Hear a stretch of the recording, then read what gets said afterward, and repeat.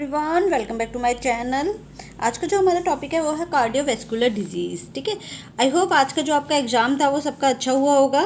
ठीक है, अब हम दिसंबर की तैयारी स्टार्ट करेंगे और मुझे कमेंट्स करना कि कैसा आप लोगों का एग्ज़ाम हुआ है आज का। ठीक है, चलो आज का जो हमारा टॉपिक है वो है कार्डियोवैस्कुलर डिजीज़। कार्डियोवैस्कुलर डिजीज़ में क्या है, हार्ट एंड ब्लड वेसल्स, ये वो डिसऑर्डर्स हैं जो हमारे हार्ट से रिलेटेड और ब्लड वेसल से रिलेटेड हमारे डिसऑर्डर्स होते हैं। ठीक है,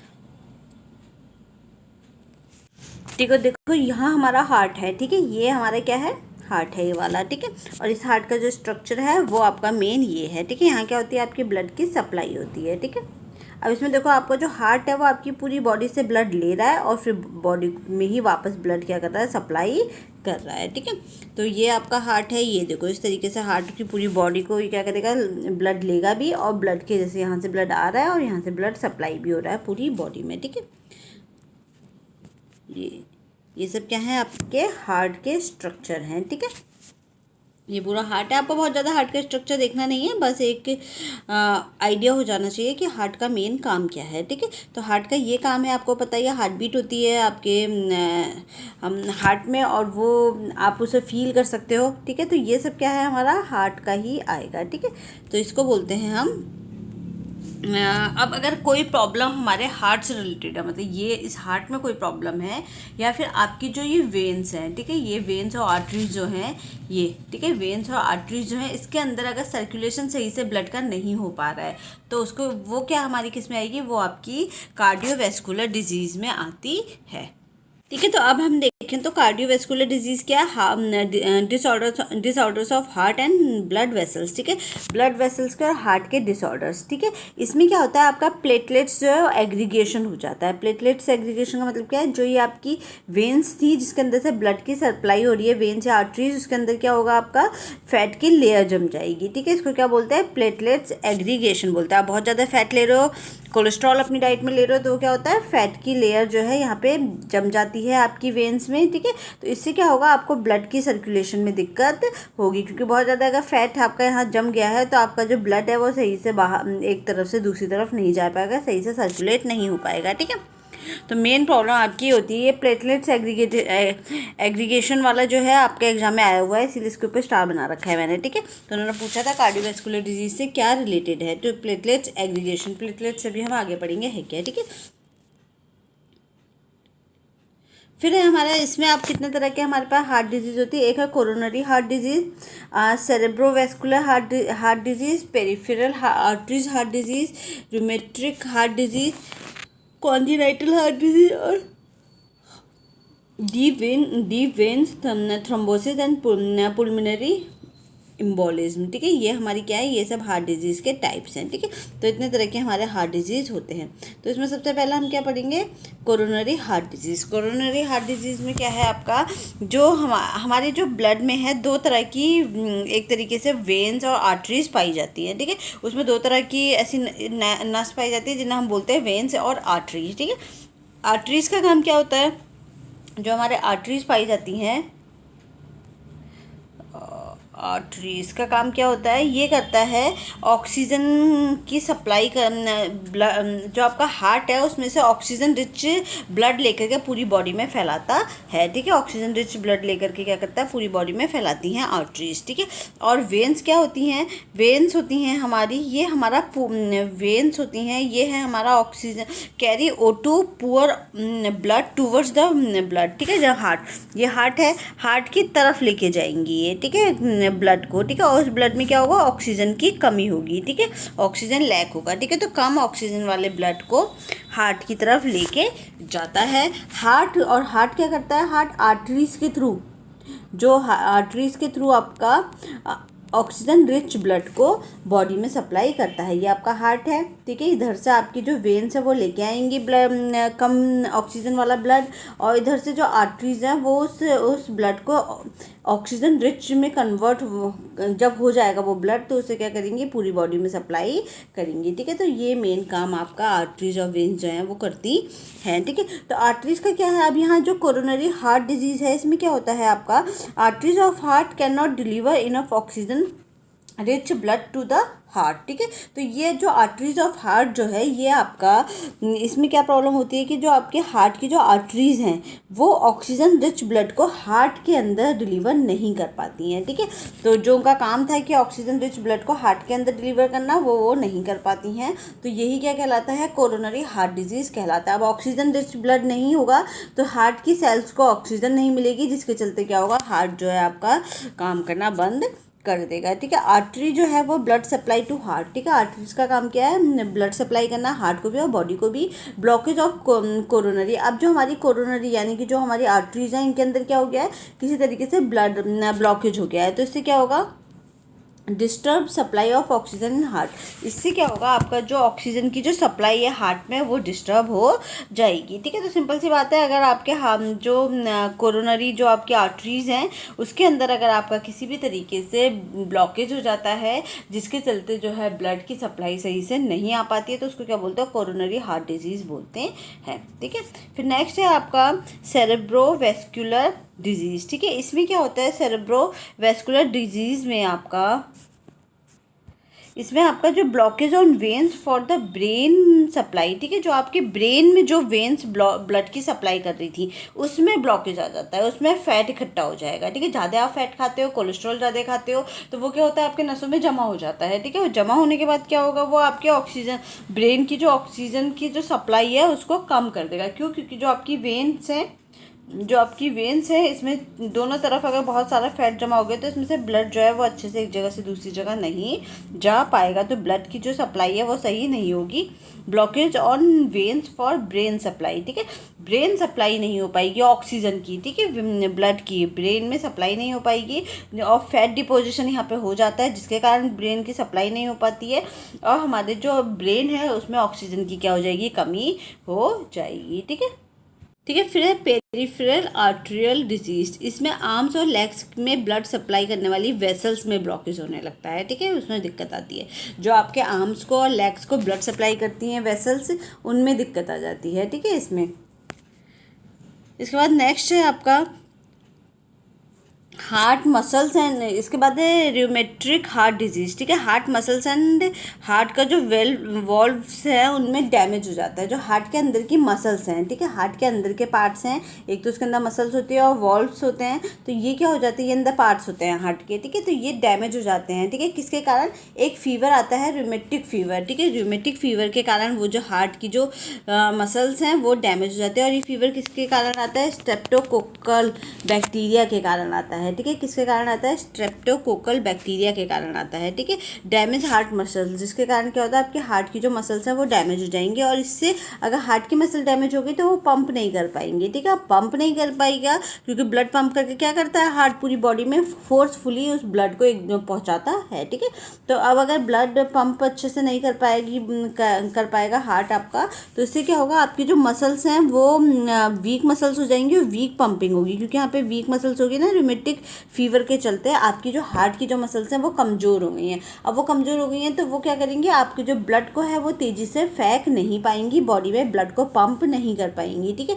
जिसके चलते जो आपकी इफेक्ट है सप्लाई ऑफ ब्लड की सप्लाई जो है इफेक्ट हो जाएगी, आपकी पूरी बॉडी में ब्लड की सप्लाई ठीक से नहीं हो पाएगी, ठीक है। तो इसको क्या बोलते हैं, रियोमेट्रिक हार्ट डिजीज़ बोलते हैं। ये किसके कारण होता है, स्ट्रेप्टोकोकल बैक्टीरिया के कारण होता है। फिर है आपका congenital heart disease. Congenital heart disease होते हैं जो आपके बर्थ डिफेक्ट्स होते हैं, ठीक है, पैदाइशी जो आपके अंदर है, abnormal development and function of heart, ठीक है, पैदाइशी ही अगर आपके अंदर बर्थ से ही आपके अंदर कोई एबनॉर्मल डेवलपमेंट है या फिर फंक्शंस, हार्ट का जो फंक्शन है वो इफेक्ट होता है, ठीक है। फिर है deep veins and thrombosis and pulmonary embolism, ठीक है। इसमें क्या है, blood clots at leg veins, these clots heart and lungs तक पहुंच जाते हैं, ठीक है। इसमें क्या होता है, जो ये ब्लड क्लॉट्स हमारी जो लेग की वेन्स होती हैं, जो हमारे पैरों की जो वेन्स होती हैं, ठीक है, उसके अंदर वेन्स मतलब वही नसें, ठीक है, पैरों के अंदर जो नसें हैं, ठीक है, उसके अंदर जो आपका क्लॉट्स बन जाते हैं, क्लॉट्स मतलब ब्लड के छोटे छोटे थक्के बन जाते हैं, ठीक है, क्लॉट्स बन जाते हैं। ये क्लॉट्स आपके हार्ट तक पहुँच जाएंगे, तो क्या करेंगे, हार्ट और लंग्स तक पहुँच जाएंगे, तो इससे क्या करते हैं, वो उसमें हार्ट और लंग्स पे जम जाते हैं, ठीक है, और हार्ट को और लंग्स को काम सही से नहीं करने देंगे, ठीक है। तो ये क्या हो गया, ये आपका एक तो कोरोनरी हार्ट डिजीज़ हो गया। कोरोनरी हार्ट डिजीज़ में आपका जो ठीक है। कोरोनरी हार्ट डिजीज़ में क्या है, आर्टरीज और जो ब्लड सप्लाई ऑफ हार्ट है वो उसमें आपकी प्रॉब्लम आने लगेगी, ब्लॉकेज होने लगेगा आपके हार्ट्स की वेन्स में, जिसके चलते ऑक्सीजन की सप्लाई कम हो जाएगी आपके हार्ट में। ठीक है। सेरेब्रोवैस्कुलर डिजीज़ में आपकी जो ब्लड की जो सप्लाई है, जो आपको ब्रेन तक लेके जाती है ऑक्सीजन को, उसमें प्रॉब्लम आ जाएगी। पेरिफेरल आर्टरीज में आपके आर्म्स और लेग्स की जो से पेरिफेरल होता है आपकी छोटी मोटी जो आपकी नसें होती हैं, ठीक है, तो वो क्या है, आपकी आर्म्स और लेग्स की जो ब्लड वेसल्स होती हैं उसमें सप्लाई में दिक्कत आएगी। फिर है रूमेटिक हार्ट डिजीज। इसमें क्या होगा, आपका हार्ट का मसल्स एंड हार्ट वॉल्स जो है वो डैमेज हो जाएंगे, जिसके चलते क्या हो, किसके चलते होते हैं वो, रूमेटिक फीवर के चलते होते हैं, जिससे क्या होगा, आपके जो मसल्स है वो वीक हो जाएंगे, आपके बॉडी में ब्लड का जो सप्लाई है वो ठीक से नहीं हो पाएगी। ठीक है। फिर है कॉन्जिनाइटल हार्ट डिजीज। इसमें आपका हार्ट डिफेक्ट हो सकता है, पैदाइशी अगर आपके अंदर है तो वो कॉन्जिनाइटल हार्ट डिजीज में आएगा। डीप वेन्स में क्या है, आपकी जो लेग्स की वेन्स है उनमें क्या हो सकता है, आपका क्लॉट जम सकता है। ये क्लॉट कहाँ पहुँच सकता है, आपके ब्लड आपके हार्ट तक पहुँच करके हार्ट में जम सकता है, जिससे क्या होगा, हार्ट में डैमेज होना शुरू हो जाएगा। ठीक है। अब है हमारे रिस्क फैक्टर। किसके रिस्क फैक्टर है, कार्डियोवैस्कुलर डिजीज़ के रिस्क फैक्टर हैं। तो रिस्क फैक्टर में हमारा क्या क्या आएगा, मॉडिफाइबल हमारे रिस्क फैक्टर और नॉन मॉडिफाइबल, जो मॉडिफाई हो सकते हैं और जो नॉन मॉडिफाई हो सकते हैं। ठीक है। तो जो मॉडिफाई नहीं हो सकते वो नॉन मॉडिफाइबल में आएंगे रिस्क फैक्टर्स में, जो मॉडिफाई हो सकते हैं वो मॉडिफाइबल में रिस्क फैक्टर में आएंगे। ठीक है।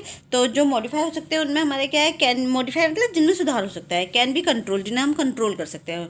ठीक है। जैसे ओबेसिटी हो गया, स्मोकिंग के चलते हो गया, हाई बीपी हो गया, हाई कोलेस्ट्रॉल हो गया, सीवीडी का कम, ठीक है, ये सब हमारे कार्डियोवैस्कुलर का रिस्क हो गया, को घटाया जा सकता है। उनको हम किस में रखेंगे, मॉडिफाई वाले में रखेंगे। ठीक है। जिसमें हम क्या कर सकते हैं, आपका जो सीवीडी है यानी कि कार्डियोवैस्कुलर डिजीज़ है उसका रिस्क जो है वो हम उसमें घटा सकते हैं। जैसे ओबेसिटी हो गया, स्मोकिंग है, हाई बीपी है, हाई कोलेस्ट्रॉल है और फिजिकल इनएक्टिविटी है, तो इनको अगर आप कंट्रोल करोगे तो आपको जो कार्डियोवैस्कुलर डिजीज़ का जो रिस्क है वो भी कंट्रोल हो सकता है। ठीक है।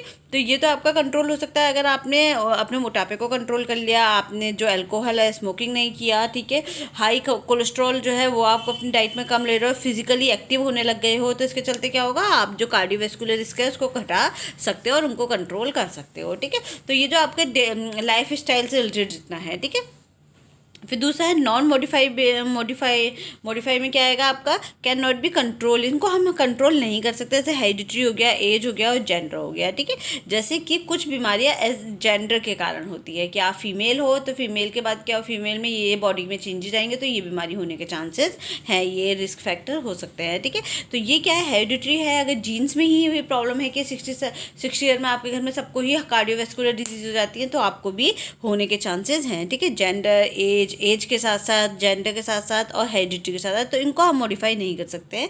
तो ये क्या किस में आएंगे, नॉन मॉडिफाई में आएंगे। ठीक है। अब इसी के साथ है हमारा नेक्स्ट है, अब इसमें है हमारा ओबेसिटी। ठीक है। ओबेसिटी क्या है, ओबेसिटी में अगर आप देखो तो एक तरीके से ना जो कार्डियोवैस्कुलर डिजीज़ है, ठीक है, इसके चलते हमें क्या देखने को मिल सकते हैं, मेटाबॉलिक डिजीज़ इसके कारण, या मेटाबॉलिक डिजीज़ के कारण इनको देखने को आप कार्डियोवैस्कुलर डिजीज़ जो है वो मिल सकते हैं। ठीक है। सिंड्रोम। ठीक है। इसके बारे में हम आगे बात करेंगे। ठीक है। तो ओबेसिटी में क्या है, independent risk factor of heart disease. ठीक है। ये एक बहुत बड़ा इंपॉर्टेंट फैक्टर है जो क्या है, आपके हार्ट डिजीज़ के लिए इम्पॉर्टेंट है। ठीक है। कौन, हमारा ओबेसिटी। जैसा मोटापा आपका बढ़ता जाएगा आपके हार्ट पे इफेक्ट पड़ना शुरू हो जाएगा। Obesity reason for heart disease. ठीक है। But heart disease can not be reason of obesity. ठीक है। मतलब हार्ट ओबेसिटी के कारण तो हार्ट डिजीज़ हो जाता है, पर हार्ट डिजीज़ के कारण ओबेसिटी नहीं होती है। ठीक है। तो मतलब ओबेसिटी के कारण हार्ट डिजीज़ होगा। ऑब्वियसली आप अपने खाने में बहुत ज़्यादा कोलेस्ट्रॉल ले रहे हो, ठीक है, फैट ले रहे हो, घी, बटर ये सब खाते हो, तो आपकी वेन्स में क्या होगा, ये सब जमनी शुरू हो जाएंगी। ठीक है। और यही क्या करेंगे, आपके ब्लड सप्लाई को इफेक्ट करेंगे, जिससे आपको हार्ट में प्रॉब्लम होनी शुरू हो जाएगी। तो ओबेसिटी के कारण तो आपको हार्ट डिजीज़ देखने को मिलेगी, लेकिन हार्ट डिजीज़ के कारण ओबेसिटी नहीं होती है। ठीक है। हार्ट डिजीज़ का ओबेसिटी से कोई लेना देना नहीं है। हाँ, मतलब लेना देना, ओबेसिटी के कारण हार्ट डिजीज़ होगी पर हार्ट डिजीज़ के कारण ओबेसिटी नहीं होगा। ठीक है। इसमें आपका BMI जो है आपका, वो अगर आपका हाई हो जाएगा तो BMI मतलब बॉडी मास इंडेक्स। ठीक है। बॉडी मास इंडेक्स क्या होता है आपको पता है, BMI है बॉडी मास इंडेक्स। ठीक है। इंडेक्स, ठीक है। इसमें क्या होगा, आपका बीएमआई जब आप कैलकुलेट करोगे अपने बॉडी का, जिसमें क्या करता है, हम हाइट और वेट को डिवाइड करते हैं, ठीक है। तो उससे क्या होती है, एक रेंज निकल के आती है, ठीक है। अभी हम आगे पढ़ेंगे बीएमआई को कैलकुलेट करना, तो हमें देखेंगे कि वो रेंज जो है हमारी कितने नॉर्मल में आ रही है या ओवर वेट में आ रही है, लो वेट में आ रही है। तो अगर आपका बहुत ज़्यादा बीएमआई है, यानी कि बॉडी मास इंडेक्स जो आपका हाई आ रहा है, तो इसका मतलब क्या है, आप ओबेसिटी के शिकार हो, ठीक है। तो बता देता है बीएमआई कि आपका इस रेंज से ऊपर अगर आपका बीएमआई आ रहा है तो आप ओबेसिटी के शिकार हो, ठीक है। अगर आप डाइट में बहुत ज़्यादा कैलोरी लेते हो तो, ठीक है। ट्राइग्लिसराइड्स बहुत ज़्यादा आप ले रहे हो, LDL low density lipoprotein, blood pressure and glucose intolerance, अगर आप ये वाली प्रॉब्लम आपको देखने को मिलेगी, ठीक है, ओबेसिटी के चलते। एक तो ट्राइग्लिसराइड्स हाई होंगे आपकी बॉडी में, ठीक है। आप घी बटर ये सब ले रहे हो। लो डेंसिटी लिपोप्रोटीन आपकी बॉडी में हाई हो जाएगा, जो आपका बैड कोलेस्ट्रॉल होता है वो बॉडी में ज़्यादा होगा, ठीक है। ब्लड प्रेशर आपका बढ़ेगा इसके चलते। ग्लूकोज इंटॉलरेंस यानी कि डायबिटिक वाली प्रॉब्लम भी यहाँ देखने को मिलेगी। ग्लूकोज आपकी बॉडी जो है पूरी तरीके से ग्लूकोज को ना मेटाबोलाइज नहीं कर पाएगी, ठीक है। अब इसमें है हाइपरटेंशन, और एक तो ओबेसिटी हो गया, फिर है हाइपरटेंशन और हाई ब्लड प्रेशर, ठीक है। हाइपरटेंशन और हाई ब्लड प्रेशर में क्या है, accumulate fat in a blood vessels, ठीक है। आपकी जो ब्लड वेसल्स है, जो आपकी नसें हैं, उसमें क्या होता है, फैट जो है वो इकट्ठा हो जाता है। जैसे अभी हमने देखा था आर्टरीज और फैट वेन्स में क्या होगा, आपका जो फैट है वो इकट्ठा होने लगेगा, जिससे ब्लड की जो सप्लाई है ना वो इफेक्ट होने लगेगी। ब्लड एक जगह से दूसरी जगह नहीं जा पाएगा, ठीक है।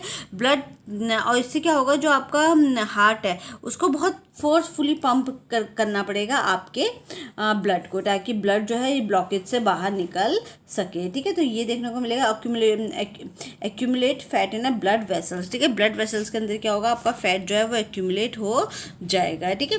Blood pump with high pressure, इसमें क्या होगा, जो हाई प्रेशर के साथ ब्लड का पंप, हार्ट जो है वो ब्लड को पंप करेगा, ठीक है। तो ये आपका क्या है, हाइपरटेंशन में ये होता है कि आपकी जो नसें हैं उसमें क्या होता है, आपकी फैट जो है वो जमा हो जाता है, जिससे जो हार्ट जो है और भी तेज़ी से फिर हार्ट जब ब्लड एक जगह से दूसरी जगह आसान से स्मूथली इसका ट्रांसपोर्ट नहीं हो पाएगा, तो हार्ट को ना प्रेशर के साथ इसको भेजना पड़ेगा ब्लड को, जिससे क्या हो सकता है, हार्ट में भी प्रॉब्लम आ सकती है, आपकी नसें जो हैं वो भी रप्चर हो सकती हैं, फट सकती हैं आपकी नसें, ठीक है।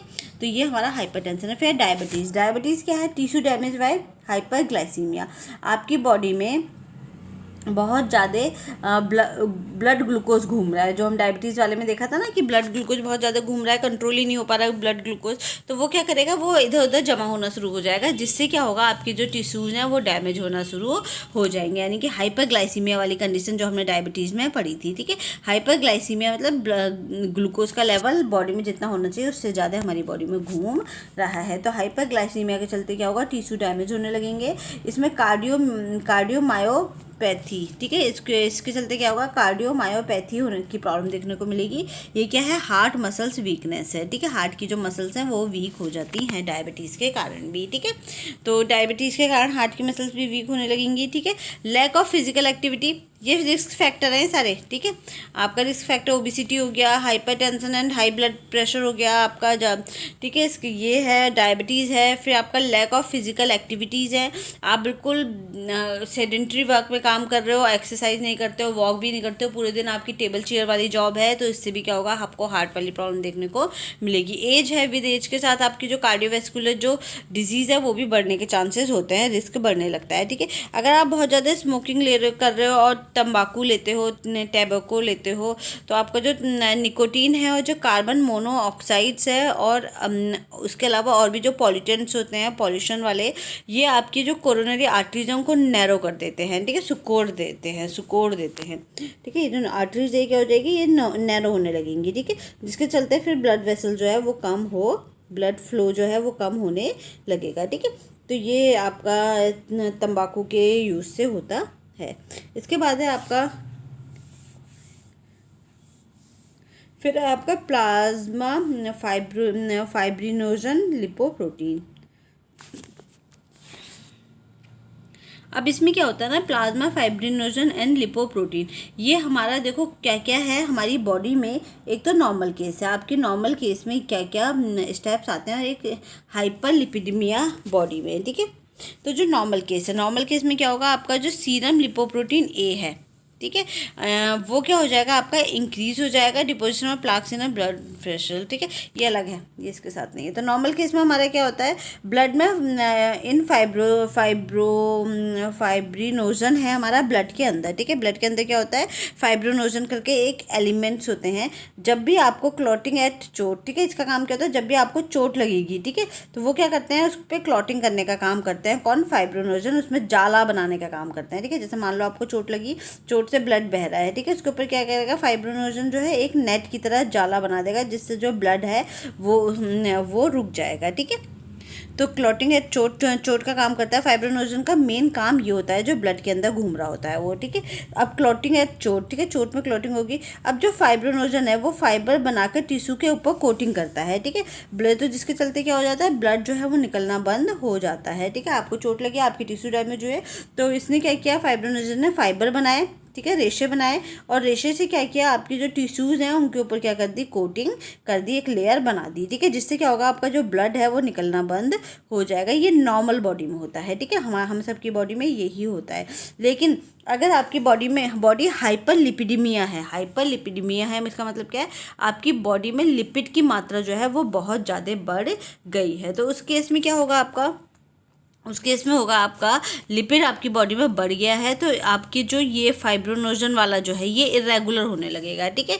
यह जो फाइबर्स हैं हमारे ब्लड वेसल्स पर डिपॉजिट हो जाते हैं। तो फाइब्रिनोजन वाला जो आपका प्रोसेस है वो आपका इरेगुलर होने लगेगा, जिसके चलते क्या होने लगेंगे, आपकी जो ब्लड वेसल्स हैं वहाँ पर ही वो फाइब्रिनोजन जो है वो जमा होना शुरू कर देगा, ठीक है। वहाँ पर ही वो फाइब्रिनोजन जो है वो जमा होना शुरू कर देगा, ठीक है। अब ये यहाँ जमा होगा तो हमारे ब्लड वेसल पे ही डिपॉजिट होने लगेगा जो फाइब्रिनोजन है, ठीक है, यहाँ जमा होना शुरू कर देगा। तो फाइबर्स जो है डिपॉजिट अपॉन ब्लड वेसल्स में डिपॉजिट होने लगेगा, जिससे उसका जो ब्लड का वेसल्स का जो डायामीटर है वो कम हो जाएगा। ये जो एरिया है ये क्या हो जाएगा, कम हो जाएगा, जिसके चलते यहाँ से ब्लड की सप्लाई में दिक्कत आनी शुरू हो जाएगी, और जो आपकी ब्लड वेसल्स जो हैं वो रप्चर होंगी, ठीक है, ब्लड वेसल फटने लगेंगी आपकी, क्योंकि ब्लड तो हार्ट क्या करेगा, तेजी से ब्लड फेंकेगा, लेकिन वहाँ पे जगह है नहीं, तो ब्लड को तो बाहर निकलना ही निकलना है, एक जगह से दूसरी जगह जाना है, तो वो यहाँ क्या करने लगेगा, और इसको सेल्स को रप्चर करना शुरू कर देगा, ठीक है।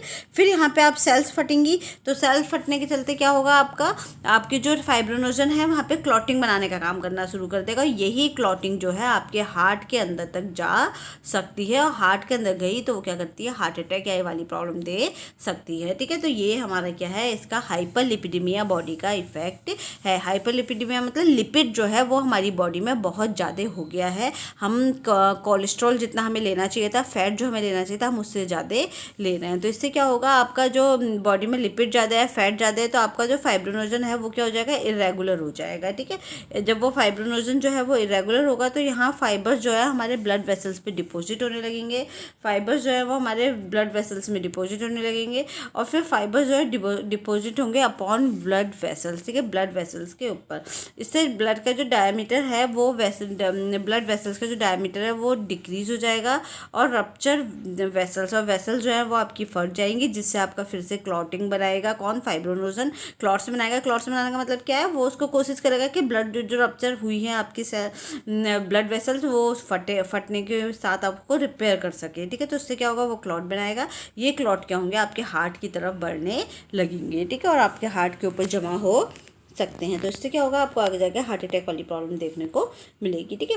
अब ये एक है हाइपरलिपिडीमिया, ठीक है। हाइपरलिपिडीमिया क्या है आपकी, ये increase level of lipid in blood के अंदर आपका जो lipid increase level of lipid in blood के अंदर आपका जो लिपिड है वो एक मात्रा से ज़्यादा बढ़ जाता है। जैसे ग्लूकोज बढ़ रहा था ना आपका हाइपरग्लाइसीमिया में, उसी तरीके से हाइपरलिपिडीमिया यानी कि डिसलिपिडीमिया भी हम इसे बोल सकते हैं। इसमें आपका जो लिपिड लेवल है ये आपकी ब्लड में बहुत ज़्यादा बढ़ने लगता है, ठीक है। और कौन सा वाला लिपिड बढ़ता है, बैड लिपिड, ठीक है, बैड कोलेस्ट्रॉल जिसे हम बोलते हैं, जो हमने पढ़ा था LDL पढ़ा था जब हमने लिपिड वाला चैप्टर पढ़ा था। तो उसके अंदर दो पढ़े थे ना, एक तो HDL था, हाई डेंसिटी लिपोप्रोटीन, दूसरा था LDL, लो डेंसिटी लिपोप्रोटीन, ठीक है। तो हमने इसमें देखा था HDL क्या था, वो तो अच्छा वाला था, और जो LDL था वो बुरा वाला था, ठीक है, बैड कोलेस्ट्रॉल था, तो वो हमारी बॉडी में बढ़ने लगता है।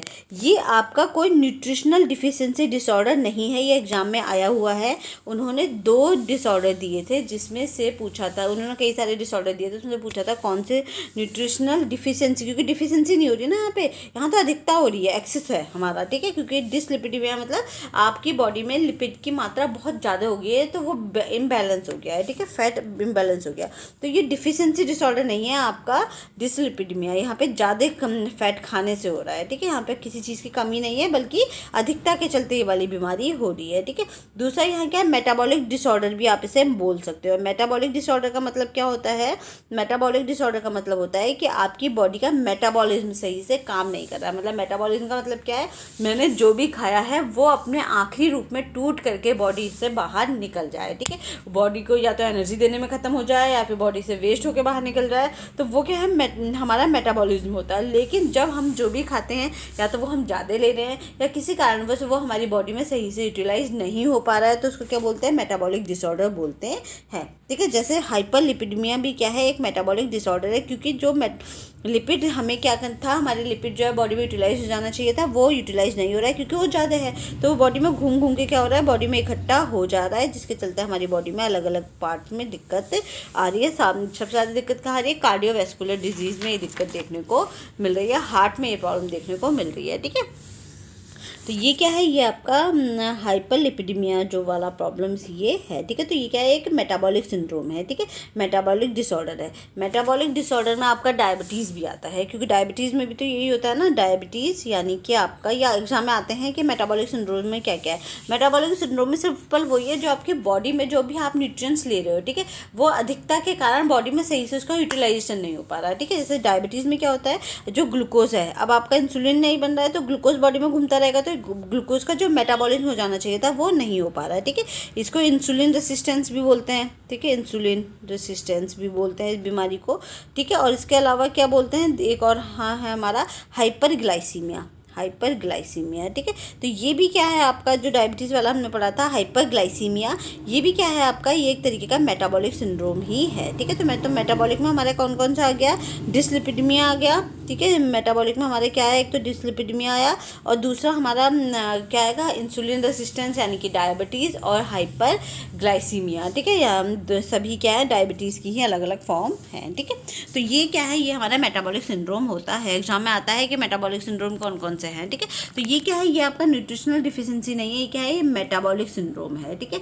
मेटाबॉलिक सिंड्रोम का मतलब क्या है, जो फैट है, जो लिपिड है, वो ज़्यादा हो गया, बॉडी में यूटिलाइज सही से नहीं हो पा रहा है, अपनी अंतिम फॉर्म में टूट करके बॉडी से बाहर नहीं निकल रहा है, ठीक है। तो ये मेटाबॉलिक सिंड्रोम है। अब अगर हम देखें तो ये हम पहले भी पढ़ चुके हैं, ठीक है। तो इसमें क्या है आपका, एक तो वेरी लो डेंसिटी लिपोप्रोटीन होगा, एक लो डेंसिटी लिपोप्रोटीन होगा, हाई डेंसिटी लिपोप्रोटीन है, और आपका ट्राइग्लिसराइड्स होते हैं। ये हम एग्जाम में, ये पहले हम उसमें पढ़ भी चुके हैं जब हमने लिपिड वाला चैप्टर पढ़ा था, तो ठीक है। तो लो डेंसिटी लिपोप्रोटीन हमारे क्या होता है, ये एक ही बात है, ये लो डेंसिटी का मतलब होता है कि भार कम है, हल्का है। वो डेंसिटी ये क्या होती है, एक तरीके से भार को दिखाती है, ठीक है। तो ये वेट कम है उसका, हमारे जो फैट के मॉलिक्यूल है उनका वेट क्या है, कम है, ठीक है। ये हमारे क्या होता है, बैड कोलेस्ट्रॉल कहलाते हैं। बैड कोलेस्ट्रॉल क्यों कहलाएंगे, क्योंकि ये क्या होता है ना, जब हम अपने डाइट में घी, बटर, ये वाली चीज़ें लेते हैं, तो ये आगे जाके क्या किस में टूटते हैं, लो डेंसिटी लिपोप्रोटीन बनाते हैं, ठीक है, कोलेस्ट्रॉल बनाते हैं ये, ठीक है। अभी लो डेंसिटी लिपोप्रोटीन बनाते हैं, यानी कि भार में क्या रहते हैं, वेट में कम रहते हैं। तो ये ना वेट में कम होने के कारण ये क्या होता है, हमारी वेन्स के दोनों तरफ चिपकना शुरू कर देते हैं, ठीक है। तो ये चिपकते हैं, तो जिसके चलते क्या होता है, यहाँ पे ब्लड की सप्लाई जो है वो कम हो जाती है, ठीक है। तो लो डेंसिटी लिपोप्रोटीन में ये होता है, बैड कोलेस्ट्रॉल हम इसे बोलते हैं। लो लिपिड डेंसिटी है ये, ईजी डिपोजिशन इन बॉडी, ये बॉडी में आसानी से क्या होने लगता है, डिपॉजिट होने लगता है। और ये बहुत, हाँ, इसके चलते क्या होता है, ब्लड वेसल्स, आपका जो मोटापा है वो बढ़ने लगेगा आपकी बॉडी में, ठीक है। Increase cholesterol in low density amount in low density lipoprotein, low density lipoprotein में आपका जो कोलेस्ट्रॉल का अमाउंट होता है वो ज़्यादा होता है। 10% इसमें ट्राइग्लिसराइड्स होता है और 40% इसमें कोलेस्ट्रॉल होता है, ठीक है। तो ये क्या है आपका, लो डेंसिटी लिपोप्रोटीन में क्या है, 40% तो कोलेस्ट्रॉल है, ठीक है, और 10% इसमें क्या है, ट्राइग्लिसराइड्स है, ठीक है। एलडीएल जो है हमारे लीवर में लाइट वेट है और तैरता रहता है। लीवर में प्रोड्यूस होता है, प्रोड्यूस इन लीवर। एलडीएल कहाँ प्रोड्यूस होगा, लीवर में बनता है, ठीक है। लाइट वेट होता है, तैरता रहता है, सरफेस पे क्या हो जाएगा, डिपॉजिट हो जाएगा, यानी कि इकट्ठा होना शुरू कर देगा हमारी ब्लड के सरफेस, उसमें वेन्स के सरफेस में, ठीक है। जो नसें हैं उनमें इकट्ठा होना शुरू कर देगा, जिसके चलते क्या होगा, ब्लड के सप्लाई में हमें प्रॉब्लम देखने को मिलेगी, ठीक है। अब इसमें है हाई डेंसिटी लिपोप्रोटीन। फिर है दूसरा है हाई डेंसिटी लिपोप्रोटीन। क्या होता है, ये गुड कोलेस्ट्रॉल है, अच्छा कोलेस्ट्रॉल है, ठीक है। इसमें क्या होता है, ये हमारी बॉडी में इसका वेट ना ज़्यादा होता है, तो एक तो ये यहाँ जमता नहीं है, ठीक है, जमेगा नहीं, तो ये क्या होगा, बीचों बीच में इस तरीके से तैरता रहेगा, ठीक है। तैरेगा भी ब्लड के साथ ही एक जगह से दूसरी जगह चला जाता है। बल्कि अगर यहाँ पे कोई लो डेंसिटी वाला है भी कोलेस्ट्रॉल, तो उसको भी अपने साथ लेकर के ये कहाँ पहुँचा देता है, अपने उसको उसके काम पे लगा देता है। तो ये क्या करता है, आपकी आर्टरीज को साफ रखता है। आपका हाई डेंसिटी लिपोप्रोटीन आपकी जो नसें हैं उनको क्या करता है, साफ रखता है, ठीक है। यहाँ पे फैट को जमा नहीं होने देता है आपका हाई डेंसिटी लिपोप्रोटीन वाला, ठीक है। इसमें सिर्फ 3% तो ट्राइग्लिसराइड होते हैं, 20% कोलेस्ट्रॉल होते हैं, और हाई डेंसिटी और वेट इनका पाया जाता है, इनका वेट जो है वो ज़्यादा होता है, ठीक है। तो ये हो गया हाई डेंसिटी लिपोप्रोटीन। फिर है ट्राइग्लिसराइड्स, ठीक है। ट्राइग्लिसराइड्स हमने देखा ही था लिपिड के टाइम में, जो ग्लिसरॉल के 3 इसमें वो पाए जाते हैं अणु और एक फैटी एसिड्स, ठीक है। ये हमने देखा था जब हमने फैट पढ़ा था, ठीक है। तो ये हमारे 3 तरह के क्या है आपके, इसमें 3 क्या है, इसमें हाई डेंसिटी लिपोप्रोटीन भी होता है, और इसके अलावा वेरी हाई डेंसिटी लिपोप्रोटीन भी एक पाया जाता है, जिसका इससे भी ज़्यादा वेट होता है, ठीक है। तो हमने मोटे मोटे हमारे 2 याद रखने हैं, एक लो डेंसिटी लिपोप्रोटीन LDL और एक है HDL हाई डेंसिटी लिपोप्रोटीन, ठीक है। फिर इसके बाद क्या है आपका, अब अगर देखो आपका जो रेंजेस हैं लिपिड प्रोफाइल की, क्या क्या नॉर्मल रेंजेस हमारी होनी चाहिए। तो इसमें क्या है, कोलेस्ट्रॉल आपका कितना होना चाहिए, 200 से कम होना चाहिए, 200 मिलीग्राम पर डेसीलीटर से कम हमारा कोलेस्ट्रॉल होना चाहिए, ठीक है। और आपका जो बॉर्डर लाइन, अगर आपका 200 से 239 के बीच में, तो आप बॉर्डर लाइन में आओगे। अगर हाई रिस्क में आओगे, अगर आपका 240 से ऊपर कोलेस्ट्रॉल है तो, ठीक है, तो आप में आओगे, बॉर्डर लाइन में आओगे, ठीक है। 240 से अगर ऊपर, सॉरी हाई रिस्क में आओगे अगर आपका 240 से ऊपर है तो, ठीक है। यानी कि 200 से नीचे आपका कोलेस्ट्रॉल होना चाहिए। और अगर आपका 200 से 239 के बीच में है तो आप किस में है, बॉर्डर लाइन में हो। मिलीग्राम पर डेसीलीटर की बात कर रहे हैं हम, ठीक है। 1 डेसीलीटर में 200 मिलीग्राम से कम हमारा कोलेस्ट्रॉल होना चाहिए, ठीक है। ट्राइग्लिसराइड हमारे 150 से नीचे होने चाहिए। अगर 150 से 199 के नीचे है तो बॉर्डर लाइन है, ठीक है। और 200 से लेकर के अगर आपका 499 तक है तो आपका हाई रिस्क है, ठीक है। तो आपको क्या है, ये आप किस में आओगे, हाई रिस्क में आओगे। हाई डेंसिटी लिपोप्रोटीन आपका, इसकी कोई मिनिमम नहीं है, ये आपका कितना भी ज़्यादा हो सकता है, यानी कि 40 to 60 के बीच में आपका हो तो बहुत अच्छा है। बॉर्डर लाइन है आपका 35 to 45, ठीक है, ये बॉर्डर लाइन में है। और अगर 35 से भी कम है आपका तो ये क्या है, आप रिस्क फैक्टर में हो, क्योंकि तो ज़्यादा चाहिए ना, हाई डेंसिटी लिपोप्रोटीन हमें ज़्यादा चाहिए, ठीक है। तो ये हमें 35 से ऊपर होना चाहिए हमारे पास, ठीक है। 35 से अगर कम है आपका तो आप हाई रिस्क में आओगे, तो ये ज़्यादा चाहिए हमें, ठीक है। LDL में है आपका 60 to 130 के बीच में है तो आप डिज़ायरेबल में हो। 130 से 159 के उसमें हो तो आप बॉर्डर लाइन में आओगे। 160 से 189 के बीच में है तो आप किस में आ रहे हो, आप आ रहे हो हाई रिस्क में, ठीक है। फिर है कोलेस्ट्रॉल और रेशियो, ठीक है। कोलेस्ट्रॉल और HDL का रेशियो हमारा कितना होना चाहिए, ठीक है। तो कोलेस्ट्रॉल HDL के रेशियो का मतलब क्या है कि आपका जो रेशियो है, अगर जो आपका कोलेस्ट्रॉल था, ठीक है, मान लो कोलेस्ट्रॉल आपका 200 है, HDL आपका 200 को बढ़ेगा तो अच्छा, ठीक है। तो ये क्या कह रहा है आपका, कोलेस्ट्रॉल और HDL का रेशियो बोल रहा है। तो कोलेस्ट्रॉल और HDL के रेशियो में क्या है, ये जो कोलेस्ट्रॉल HDL का रेशियो है, मान लो कोलेस्ट्रॉल आपका 200 और HDL आपका 60 है, ठीक है। तो उसका रेशियो कितना होगा, आप इसको 200 को 60 से डिवाइड करोगे तो आपको कितना मिलेगा, 3.3 मिलेगा, ठीक है। तो इसको रेशियो बोलते हैं कि दोनों का रेशियो कितना होना चाहिए, एक अनुपात कितना होना चाहिए, ठीक है। तो कितना है, अगर आपका 4.0 से नीचे अनुपात है आपका तो डिज़ायरेबल है, ठीक है, ठीक है। 5 में है तो आप बॉर्डर लाइन में हो, 6 से ऊपर जा रहे हो तो आप हाई रिस्क में हो, ठीक है। HDL और कोलेस्ट्रॉल में रेशियो बढ़ेगा तो वह अच्छी कंडीशन है, ठीक है। HDL का और जो आपका कोलेस्ट्रॉल का रेशियो जितना ऊपर को होता जाएगा ये कंडीशन अच्छी होगी, ठीक है। तो डिज़ायरेबल कंडीशन है, और अगर 5 के नीचे आएंगे तो हम क्या है, रिस्क फैक्टर है, ठीक है।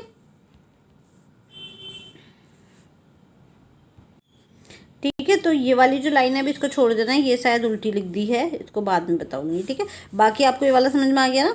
तो अगर आपका जो है 5 से ऊपर है बॉर्डर लाइन में आओगे आप, और अगर हाई रिस्क है तो 6 से ऊपर है तो आप किस में आओगे, हाई रिस्क में आओगे, अगर इसका रेशियो, ठीक है। अगर हम रेशियो की बात कर रहे हैं, ठीक है, अगर रेशियो को काट कूट के आपका कितना बैठ रहा है, 4.0 के ऊपर से नीचे आ रहा है तो आपका क्या है, आप डिज़ायरेबल में हो। 5 में आ रहा है तो आप बॉर्डर लाइन में हो, 6 में आ रहा है तो आप हाई रिस्क में हो, ठीक है।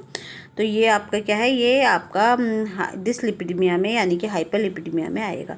अब कॉजेज ऑफ हाइपरलिपिडीमिया में क्या है, इन्वायरमेंटल फैक्टर्स हैं। इन्वायरमेंटल फैक्टर्स में आपका क्या आएगा, आप बहुत ज़्यादा फैट अपनी डाइट में ले रहे हो, ठीक है। तो क्या आएगा आपका कॉजेज ऑफ फैक्टर, ये इसमें क्या आएगा, आप बहुत ज़्यादा अपनी इन्वायरमेंटल फैक्टर्स में आपका जो सैचुरेटेड फैट है, हमने देखा था ना सैचुरेटेड और अनसैचुरेटेड फैट्स, तो इसमें से आपने सैचुरेटेड फैट आप अपनी डाइट में बहुत ले रहे हो, कैलोरी बहुत ले रहे हो, अल्कोहल पीते हो आप, और सीडेंटरी लाइफ स्टाइल है, मतलब ज़्यादा घूमना फिरना एक्सरसाइज आपकी नहीं है, ठीक है। Control blood lipid bye diet and life style. Environmental factor में हम क्या कर सकते हैं, अपने ब्लड लिपिड को, कि हमारी बॉडी में बहुत ज़्यादा लिपिड ना घूमे, फैट ना घूमे, उसको हम डाइट और बॉडी स्टाइल लाइफ स्टाइल से क्या कर सकते हैं, कंट्रोल कर सकते हैं, ठीक है। जेनेटिक फैक्टर्स है, डिसऑर्डर है जीन्स के थ्रू, ये जनरेशन से जनरेशन को हमें ट्रांसफ़र होते हैं, ठीक है। इसके बाद इसमें मायोकार्डियल इन्फेक्शन यानी कि हार्ट टिश्यूज़ में डेथ होने इन्फेक्शन, ठीक है। इसमें क्या होता है, आपके हार्ट डिजीज़ में जो आपके जो हार्ट की जो टिश्यूज़ है उनमें क्या होने लगती है, डेथ होनी शुरू हो जाती है, ठीक है। तो ये क्या है, आपके कॉजेज़ हैं। हाइपरलिपिडीमिया के कॉजेज एक तो इन्वायरमेंटल कॉजेज हो सकते हैं और जेनेटिक कॉजेज हो सकते हैं, जिसके चलते आपकी बॉडी में हाइपरलिपिडीमिया वाली यानी कि बॉडी में ज़्यादा लिपिड जो है वो घूम रहा है, ये वाली प्रॉब्लम देखने को मिल सकती है, ठीक है।